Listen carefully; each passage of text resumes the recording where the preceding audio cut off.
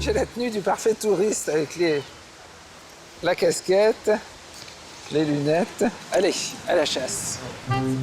Ce jour-là, Aigues-Mortes, en Camargue, reçoit la visite d'un chasseur d'objets souvenirs. Voilà, on va commencer par le côté droit. Bon, c'est quel souvenir que tu as vu là? Marc Johanny, 59 pays visités au compteur et une marotte, le shopping touristique. Allez, peut-être que là on va trouver quelque chose. Monsieur, bonjour, bonjour madame. Ah là, il y a des choses jolies. C'est pas tous les ans qu'il neige sur les flamants roses. Ben non, mais en magnette, elle n'a pas grand-chose, hein, ni en pins. Marc est exigeant. Un petit torchon. Là, celui-là, il est joli. Oui, il est joli. Ouais. Selon lui, l'objet souvenir doit répondre à des critères bien précis. Pour moi, l'objet souvenir doit être le plus proche possible de la réalité. Et pour moi, c'est ça le souvenir, c'est-à-dire d'avoir une représentation de ce que l'on a vu. Bon, par exemple, ces maisons d'architecture provençale sont effectivement très bien réalisées et montrent ce que l'on voit, en fait, dans les rues des villages provençaux, en fait. Ça, c'est un souvenir. Le reste, vous pouvez le trouver n'importe où. Vous pouvez le trouver à Aigues-Mortes, à Honolulu ou à Cancun, je sais pas, vous trouverez les mêmes. Moi, je trouve ça très joli. Et original. Ça fait un petit vide-poche. C'est pour mon épouse. Voilà. Comme tout spécialiste, Marc a son objet de prédilection, le porte-clés écusson. C'est là qu'il y a je crois que c'est là qu'il y a les écussons espagnols. Sa collection personnelle en compte déjà plus de 500. Je l'aurais préféré juste avec celui-là, mais je vais quand même le prendre. Aujourd'hui, il recherche un modèle qui lui échappe depuis 15 ans. Il faudrait juste le Saint-Martin qui partage cette unique, en fait. Alors c'est Marc. Mais apparemment, vous l'avez peut-être pas fait cette année encore. Hein. Ah oui, Voilà. génial. Demandé. Mais oui, voilà. Oh, ça, c'est super. Alors là, je suis vraiment content. Hein. Au revoir, messieurs, dames, et merci bien. Au revoir. Sur un buffet, dans une vitrine ou au fond d'un tiroir, tout le monde a chez soi un de ses souvenirs de vacances. Mais qui conçoit ces produits qui font craquer les touristes? Quels sont les nouveaux venus qui tentent de dépoussiérer le secteur? À l'heure du Made in China, ces objets ont-ils encore quelque chose d'artisanal? Plongez dans l'univers un peu kitsch du souvenir de vacances.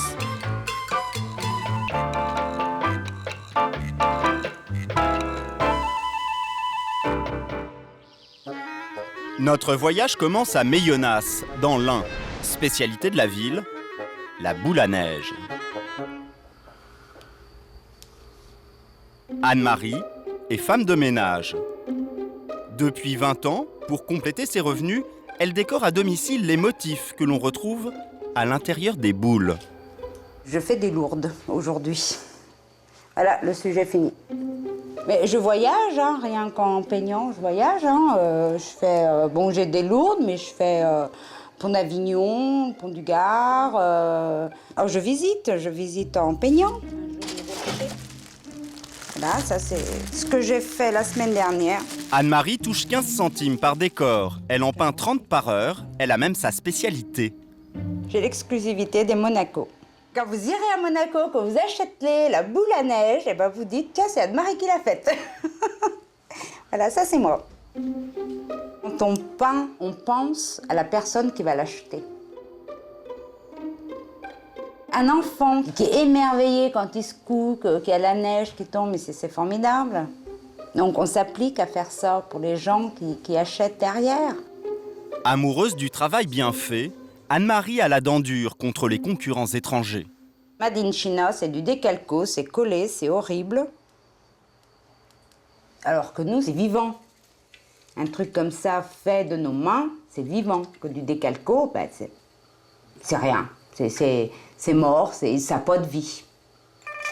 Anne-Marie est critique, car ses œuvres ont aujourd'hui toutes les peines du monde à résister à la percée chinoise. Pourtant, pendant de longues années, JLK, la société qui emploie Anne-Marie, était un des rois de la boule à neige. Elle s'est positionnée sur ce créneau dès le début des années 70. En près de 30 ans, 7 millions de petites boules sont sorties de cette usine. Un décor en relief peint à la main, un dôme de plastique et 10 centilitres d'eau purifiée, la fabrication de la boule à neige à la française semble plutôt artisanale.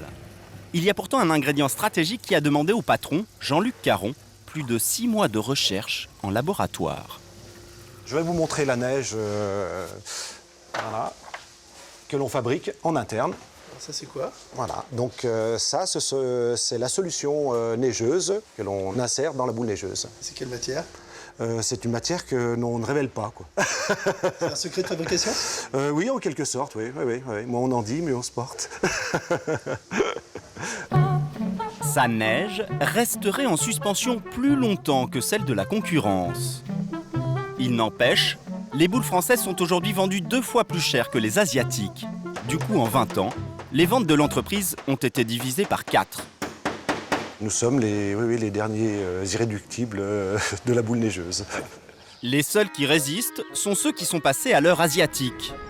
Nous nous rendons à Tours, chez Nemri Calmejane, le leader français du cadeau souvenir. Assiettes, petites cuillères, mugs ou encore t-shirts, la plupart de ces produits arrivent vierges de Chine. À Tours, l'entreprise leur donne juste une couleur locale.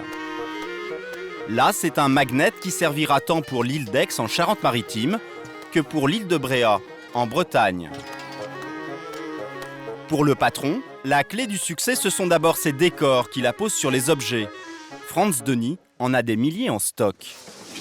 Voilà, je prends au hasard Don Rémy la pucelle. Aucune région ne lui échappe. L'Auvergne, Orléans, Bassin d'Arcachon, les Vosges, Saint-Tropez. Des décors qui parfois ont fait leur temps et qu'il faut adapter au gré des modes. 2 diplômés des arts appliqués y passent leur journée. Une de leurs plus belles réussites, c'était l'an dernier. La gamme phare, on a fait un carton avec cette gamme. C'est le petit chat de Paris sur les toits de Paris et la Tour Eiffel au centre, très sobre, pas de fioritures, pas de décor chargé. Non, c'est plus design entre guillemets, on voulait toucher une clientèle un petit peu plus jeune. Paris, la ville la plus visitée au monde. Un marché crucial pour les fabricants d'objets souvenirs. Christian Montana est commercial chez Nemri Calmejane. Depuis près de 15 ans, il place dans les 300 magasins de souvenirs de la capitale les produits imaginés par les graphistes de Tours. Salut Roger. Comment ça va? Ça va, tu vas bien? Bien? Ouais. En forme? Ça va. Bon. Qu'est-ce qu'il y a de neuf? Bah rien, je passais faire ma tournée pour savoir si tu avais besoin de moi. Si, bien sûr, on a toujours besoin de toi. Aujourd'hui, il approvisionne Roger Choucroune, qui possède plusieurs magasins à Paris. Non, mais ça va plus vite comme ça. Il y a celui-ci, Alors, un paquet? celui-ci, non, tu A priori, dans la capitale, la recette qui fait vendre est assez simple. Donc ça tiens, prend pas mets-moi de- celui-ci. Le gros des ventes, c'est la Tour Eiffel, principalement. Et quand vous avez des articles comme ceci, où vous avez ce qu'on appelle une multivue, ici, vous voyez, la Tour Eiffel est toujours centrée, en gros plan. Voilà. C'est un appel. C'est-à-dire que ça nous donne l'occasion de faire entrer le client. C'est comme pour essayer une publicité. Qui rentre pour voir les tours Eiffel et des trucs comme ça, et puis ils achètent autre chose. Comme les têtes de gondole avec... Exactement. Aujourd'hui, la Tour Eiffel figure sur 8 souvenirs parisiens sur 10. Une image qui se décline avec succès sur n'importe quel produit, ou presque. Apparemment, cette année, c'est pas une année à cuillère.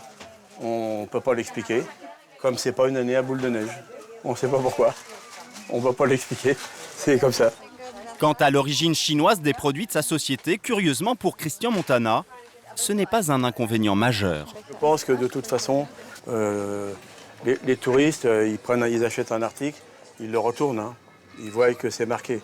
Donc ils l'achètent quand même. Ils l'achètent quand même. Ils achètent, même les Chinois, ils les achètent. Ils achètent ici des produits qui viennent de chez eux et qui ramènent chez eux. C'est pas un gros handicap dans la mesure où toute la profession fait la même chose. Du coup, les mêmes produits se retrouvent quasiment au même prix d'une boutique à l'autre. Et certains détaillants usent de curieuses pratiques pour s'attirer les faveurs des touristes. Notre-Dame, l'un des monuments stars de Paris. Été comme hiver, les touristes se bousculent pour admirer la cathédrale.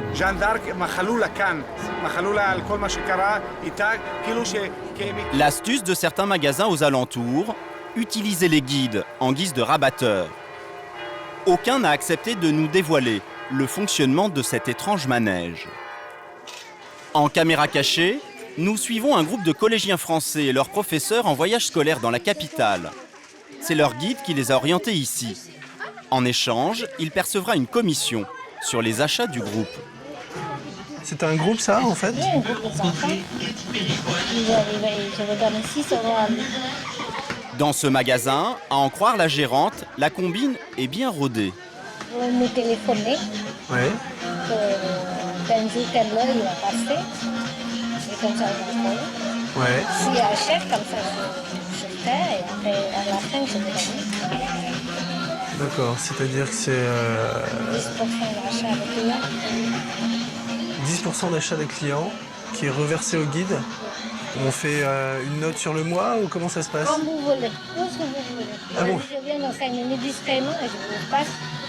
Avec des gros groupes, ça peut être intéressant en tout cas. Oui, oui, oui. Là, ça s'en compte, ça rentre pas dans 10 minutes, dans 15 minutes. Pour que les touristes ne se doutent de rien, les guides ont leur méthode. Dans la pub, on dit qu'ici, les prix est meilleur, le choix est très très bien, Ouais. les gadgets. Et voilà, les touristes, ils achètent. D'accord. On reste comme. La pratique n'est pas illégale, mais les guides restent discrets car la plupart d'entre eux encaissent ces commissions au noir. En Bretagne, à Concarneau, pas de petits arrangements entre guides et boutiques de souvenirs. Vous pouvez danser, vous pouvez vous mettre là et vous dansez. Ce serait même plutôt le contraire. Les espèces pélagiques, ce sont les poissons qui vivent en banc, un peu comme nous là ce matin. Alors, si vous étiez des sardines. Aujourd'hui, Simon Alain a pris en charge un groupe de jeunes retraités. Au programme, visite du port, de la ville close, mais aussi un quartier libre pour faire du shopping. Suivez-moi, on va avancer un tout petit peu. Seulement lui préfère les mettre en garde avant de les lâcher. Essayez d'acheter des choses qui sont fabriquées ici, plutôt que peut-être des choses made in Taïwan ou chinois. Quoique, probablement, ça va être difficile pour vous, peut-être de trouver des choses qui sont fabriquées et pour faire vivre les gens au pays. Vous avez 3 quarts d'heure devant vous, largement de quoi piller les magasins. Merci. À tout à l'heure, merci de votre écoute. Mais peut-on encore trouver des produits artisanaux dans les boutiques de souvenirs? Nous suivons dans la ville close Christian et Marlène, Jean-Claude et Marivonne. Ah, si c'est joli, ces petits bateaux. C'est de la drôle de musique là. Pour ces deux couples venus passer la semaine en Bretagne, pas question de rentrer chez eux les mains vides. C'est là-bas? Ah oui. Oh, t'as vu le monde qu'il y a? C'est la rue Bourbon, c'est ça? On va voir les magasins. Nous sommes très magasins. Les marchés. Oh, tout, mais surtout souvenirs. Est-ce qu'il faut ramener quelque chose? On va essayer. La ville close, l'endroit le plus touristique de Concarneau. Une galerie commerciale à ciel ouvert où passent chaque année plus d'1 million de visiteurs. Dans la rue principale, une dizaine de boutiques de souvenirs pour faire ses emplettes. Qu'est-ce que t'en dis, Jean-Claude? Qu'est-ce que t'en dis? C'est des biscuits fabriqués maison.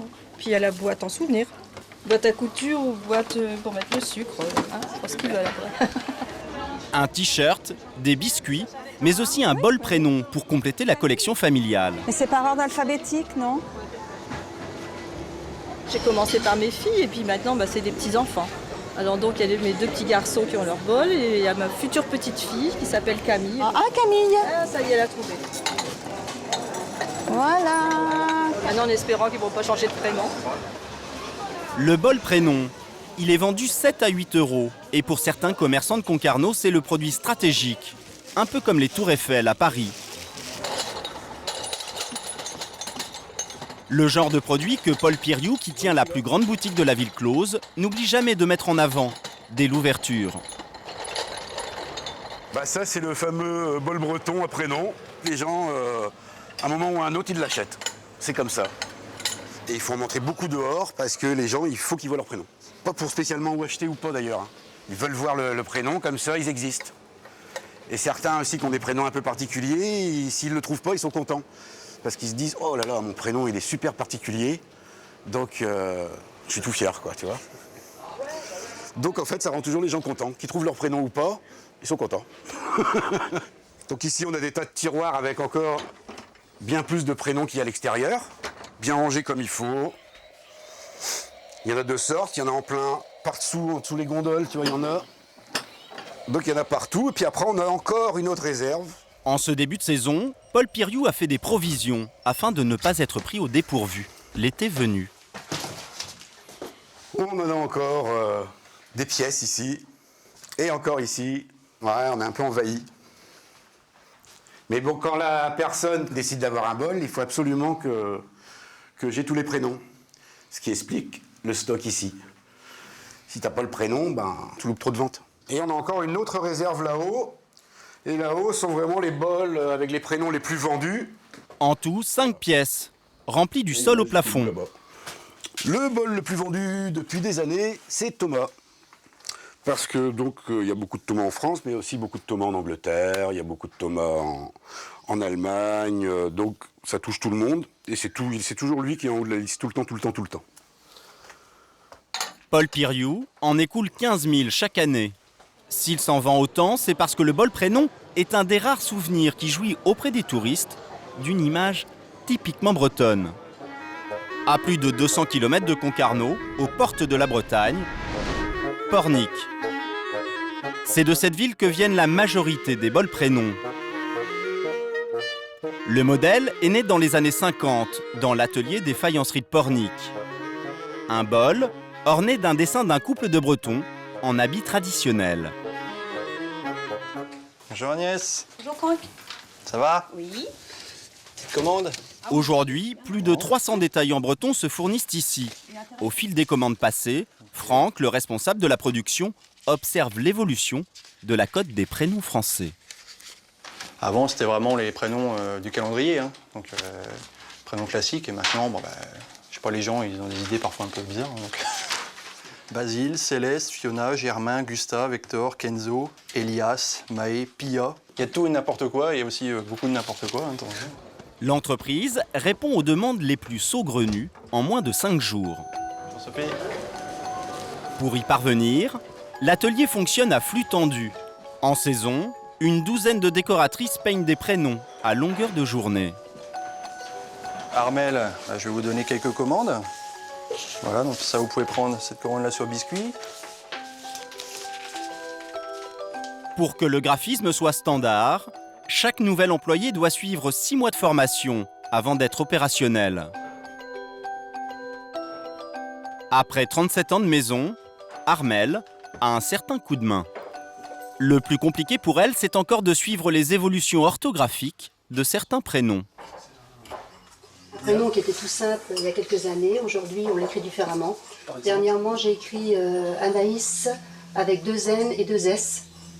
Alors ça c'est un petit peu original. Le bol en biscuit est importé du Portugal, mais le reste est fait ici. L'inscription du prénom, mais aussi l'épongé, l'émaillage et la pose du décor, le fameux couple de Bretons. Aujourd'hui, l'entreprise écoule jusqu'à 350 000 exemplaires par an. Le créneau est porteur, mais certains commencent à faire de l'ombre au bol de Pornic. Comme Xavier Dutertre. Il y a une dizaine d'années, il s'est lancé sur ce marché en appliquant des méthodes radicalement différentes. Même si ces bols fabriqués près de Quimper sont quasiment identiques à ceux du concurrent. Notre bol, c'est celui du bas, celui de Pornic est en haut. La façon de reconnaître facilement un bol de Pornic a un bol plus petit. C'est une tradition chez eux, ils ont un bol plus petit que nous. On avait fait un bol volontairement plus grand. Mais ça se ressemble quand même grandement. Ah ben je vous dis, on retrouve les attributs du bol prénom, l'épongé, le prénom. Mais là, vous avez, bon, le dessin n'est pas le même. C'est Sur le décor, ça se ressemble étrangement quand même. Et à partir du moment où on passe sur une tenue traditionnelle, je suis embêté, je ne sais pas quoi dire. Un bol vendu moins cher aux détaillants, 3,20 € contre 3,50 € pour celui de Pornic. Car Xavier Dutertre, lui, se passe quasiment de personnel. Il importe une partie de ces bols déjà décorés de Chine. Quant aux prénoms, pas de petites mains pour les écrire, mais le clavier de l'ordinateur. Ensuite, il suffit à Xavier Dutertre d'une petite séance de découpage et de collage. Le chromo, c'est le principe de décalcomanie. Tac. Il faut que ça soit extrêmement bien posé, parce qu'à la cuisson, la moindre petite bulle, la moindre petite tache va faire éclater le chromo et donc va faire un trou dans le prénom, quoi. Donc c'est là où il faut apporter le maximum de soin. Et là, on a le bol qui est prêt, donc avant cuisson. Ces bols n'ont plus grand-chose d'artisanal. Xavier Dutertre l'assume. Alors on me dit souvent éventuellement que des fois mon bol c'est du low cost. En fait je réponds pas comme ça, moi je réponds le bol prénom c'est un bol, c'est une tradition. À moi en tant que fabricant de maintenir cette tradition en proposant un produit au bon prix. Donc à moi de m'adapter, d'où la sous-traitance. On est capable de tout faire. Si demain on peut revenir à ça, ce sera avec plaisir. Au jour d'aujourd'hui, pour tenir notre prix, il faut passer par ces systèmes-là. Avec un seul employé contre une vingtaine chez son concurrent, Xavier Dutertre vend aujourd'hui près de 100 000 bols par an. Il s'est emparé de près d'un quart du marché.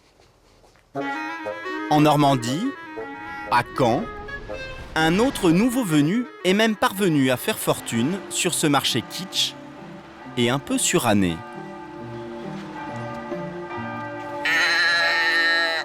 L'idée, utiliser les clichés régionaux pour les tourner en dérision.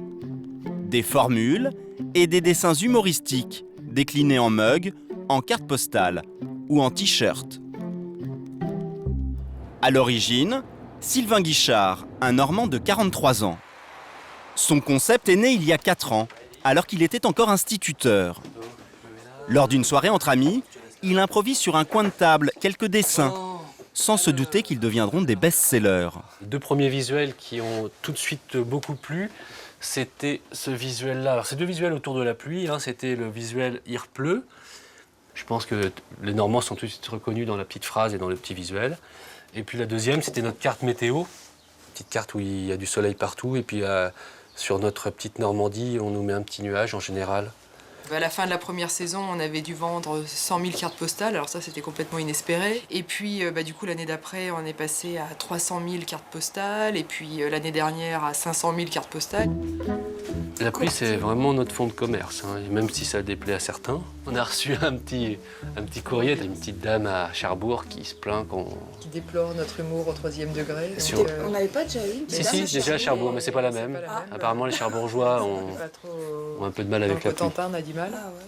Un peu partout en France, d'autres voix risquent de s'élever contre l'humour un brin caricatural de Sylvain. Car le succès est tel qu'il décline aujourd'hui son idée dans une douzaine d'autres régions de France. Donc le berceau, la Normandie, ensuite Paris, Bretagne, Nord-Pas-de-Calais, Auvergne, la Bourgogne, Champagne, la Vendée, les Alpes, et je travaille actuellement sur l'Alsace et Pays Basque. J'ai vraiment envie, lorsque les cartes postales sont dans les présentoirs, que les gens aient l'impression que c'est un gars du coin qui les a faites, quoi. Du coup, ça demande un gros travail de recherche pour vraiment comprendre toutes les subtilités de chaque région. Jouer sur les clichés, sans se mettre à dos les autochtones, c'est là toute la difficulté.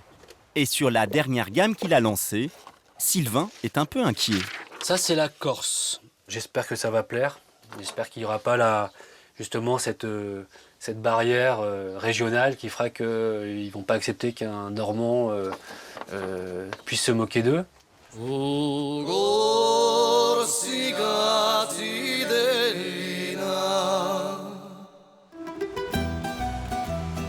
Quelques jours plus tard, nous retrouvons Sylvain Guichard sur l'île de Beauté. Il a fait le déplacement pour découvrir l'accueil que les Corses réservaient à ses produits. Cela ne commence pas très bien. Dès sa première halte, il s'aperçoit que le créneau de la carte postale humoristique est déjà occupé. On trouve un petit peu les mêmes thématiques et puis traité d'une façon un peu différente. Un peu plus BD, je dirais. C'est un peu plus BD. Solange Rossi, donc Une dessinatrice du coin, à mon avis. Il va falloir se battre. Pour imposer ses produits et damer le pion à la concurrence, Sylvain est accompagné d'un commercial, Emmanuel Vieuxbled. Monsieur, bonjour. 22 ans de métier et du bagou à revendre. Vous êtes le responsable du magasin? Est-ce que je peux vous prendre 2 petites secondes Avec plaisir. pour poser un petit produit nouveau qui va vous intéresser, je suppose? C'est un produit tout à fait nouveau, qui est atypique et un produit qui vous concerne puisque c'est spécifique Corse. Le produit, je veux dire, qui est un gros produit phare aussi, je veux dire, au niveau de la vente de ces produits-là, c'est le visuel plastifié. Alors, je dis pas cette de table. Je dis visuel plastifié, c'est volontaire. Ça peut servir de sous-main, ça peut être simplement un souvenir. Donc ça, c'est ce que je viens vous proposer aujourd'hui. On va se laisser faire. Génial. On va se laisser faire, on part sur le... Mais me remerciez pas moi, remerciez-le lui, parce que les idées au départ, elles viennent de lui. Et ça me fait rire. Moi, je vois ça du côté, le côté comique, le côté drôle du cliché, quoi. Le boom de New Corse, c'est bien en tournure. Hein. C'est la recherche. Bravo. Parce que moi, je ne me suis rien interdit. Il y a des préjugés sur les Corses. Pardon? Il y a des préjugés. Non, pas du tout. Non, pas du tout. Un préjugé. Non, pas du tout. Rien à... Jamais entendu parler de ça, non. Et nous, on continue. On va essayer. En une demi-heure, Sylvain et son commercial ont placé 2000 cartes postales. Monsieur, au revoir. Bonnes affaires en tous les cas et bonne saison. Le détaillant s'est facilement laissé convaincre et c'est en partie grâce au bouche à oreille. Car depuis quelques semaines, les souvenirs corses de Sylvain sont déjà présents dans quelques magasins d'Ajaccio. Donc tu vois, là, il y a déjà les produits qui sont présentés là. Et les résultats sont plus que prometteurs. Il y a des trucs vides. Hein. Vous allez bien? Bonjour, ça va? C'est Vieuxbled, carte brooch, vous vous souvenez, on avait fait les cartes brooch ensemble et tout ça. J'étais venu vous voir pour savoir un petit peu comment ça s'était passé, d'abord d'une part. Bah écoutez, elles plaisent beaucoup. Les gens s'arrêtent, rigolent, on les passe bien, on les vend très bien même. Tout est sur le présentoir à l'heure actuelle? Tout est sur le présentoir. D'accord, ce qui veut dire qu'il y a déjà des trous à des endroits? Oui. Ça veut dire qu'il y aura peut-être déjà du rassortiment aujourd'hui? Je pense aussi. D'accord, donc on va pouvoir regarder, voir un petit peu ce qui nous manque. Ah, c'est très bon signe, mais à partir du moment où j'entends le mot réassortiment, c'est toujours bon signe pour moi. Non, elles plaisent aussi bien aux gens, aux touristes, qu'aux gens d'ici. Ah, ça c'est une bonne chose. Là, on a vraiment l'impression que c'est un Corse qui les a faites. Bah, c'est ce qu'on me dit. Ça me fait, évidemment, ça me fait super plaisir quand on me dit ça, mais. On a l'impression que c'est un Corse qui a fait ça. Une satisfaction pour Sylvain, mais surtout des revenus sonnants et trébuchants en perspective. Chaque fois qu'une carte postale est vendue, je gagne 10 centimes. C'est pas une histoire calculée ni préméditée. Il se fait que j'ai dessiné ces petites cartes postales et que ça marche bien, donc j'en profite. Mais oui, je me plains pas d'avoir quitté mon métier d'instituteur. L'an dernier, ces petits dessins humoristiques sur les régions de France ont rapporté à Sylvain 100 000 € de royalties. Dans les rayons des magasins de souvenirs, la réussite tient parfois à une idée simple et à quelques coups de crayon.